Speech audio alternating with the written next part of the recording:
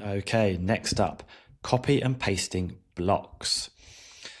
So let's go into our section.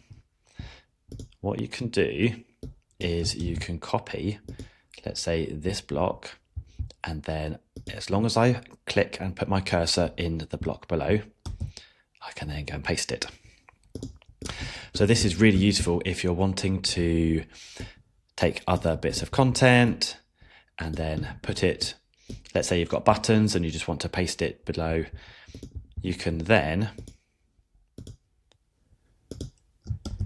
keep going. So you might say button, button, button, and put that all between the sections.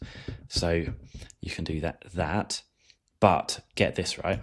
So I've obviously got this on my copyboard. Come to another page, click into the section, paste the block. How cool is that? So you can do all sorts of things with copying it. I could obviously have grabbed a couple of blocks. In this example, I've just chosen to take one. But how useful is that